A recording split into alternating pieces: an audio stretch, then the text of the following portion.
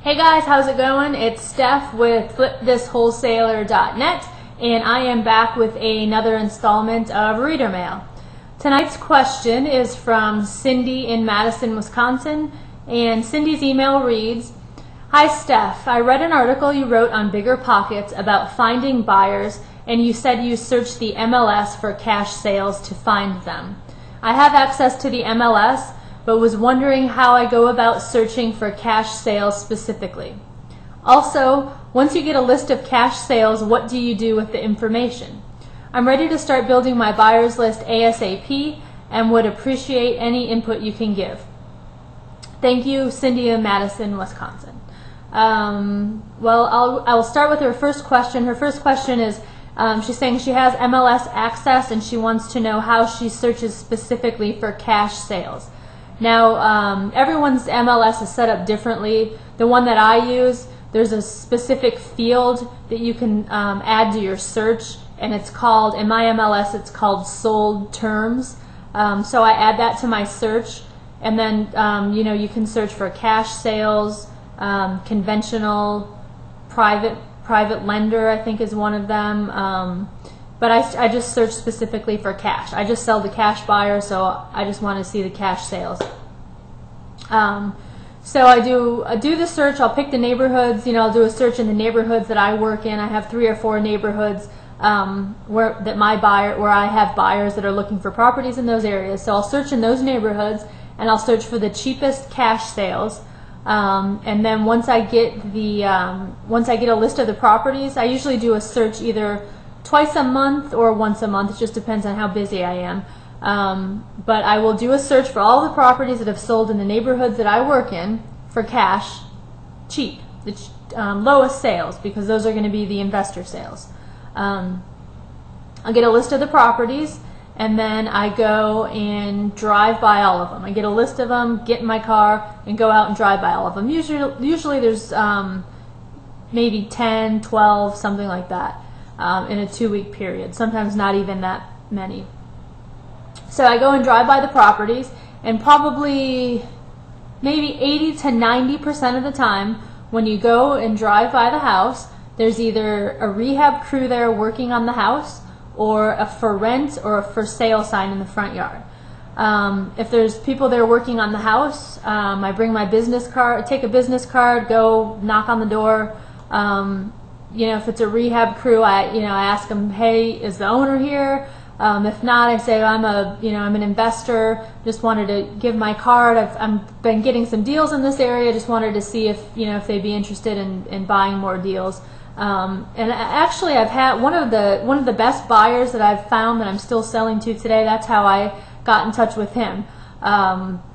Picked my list of properties, drove out by the house. There was a rehab crew there. I didn't want to go in, actually. I'm just as nervous as you guys probably are. I don't really like, getting out, walking up, giving my card to a bunch of people that I don't know, and they're all looking at me like, what the heck is this girl doing here? But anyway, I actually, in this particular instance, I drove around the block like 3 times, and I was like, should I stop? I don't want to. There's like 10 guys, hanging out in the garage on their lunch break or whatever. But I made myself go in, gave him my card, and then that night I got a call. They actually gave the card to the owner, and he called me that night, and we had a good half-hour conversation. And I've sold him 3 deals so far, I think, and 3. And he's still looking for more property. So anyway.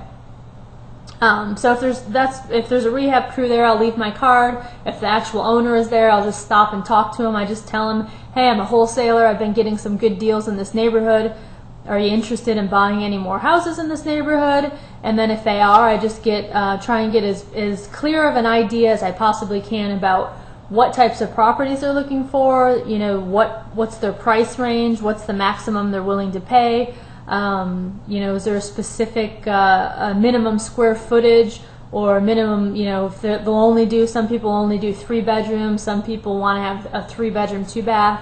And then also I ask them, in Florida, this is really big. I don't know if it's like this in other places, but here a lot of investors will not buy wood frame homes. They just want concrete blocks, so that's one of the first questions I ask them is, will you do, you know, wood frame homes or just concrete block? So I get as much information as I can from them. You know, go home, I've got a spreadsheet with all of my buyers in it. I'll put, you know, their name, phone number, and then just a detailed description of what type of properties they're looking for. Same thing if there's a for rent sign in the front yard or a for sale sign, I just call the number up and have the same conversation. You know, hey, I just drove by this property. I do a lot of business in this neighborhood. Just wondering if you're looking for any more deals in this area.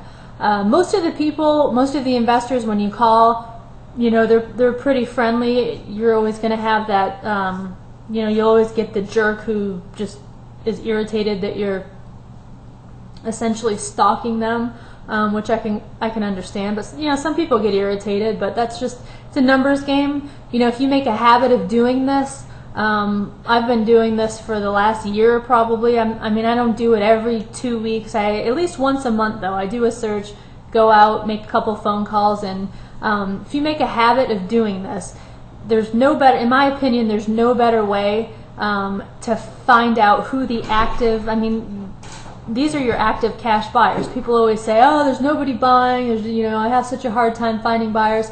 This is the easiest way to do it.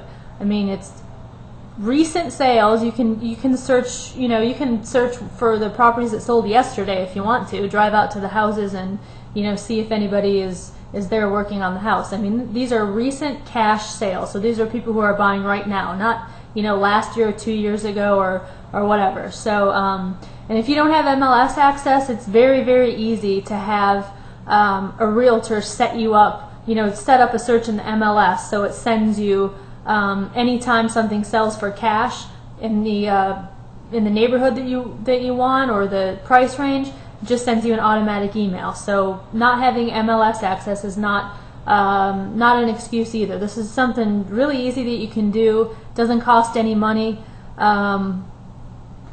For me, it's one of the ways, one of the biggest ways, best, most effective ways that I find buyers. So. Anyway, I hope that this helps you out a little bit. I hope that answered your question, Cindy, if you're watching this. If you guys have any questions, feel free to post them in the comment section. And I'll be back hopefully in another couple days with another video for you. And I guess that's it for now. I will see you guys on the flip side. Take care. Have a good night. Bye-bye.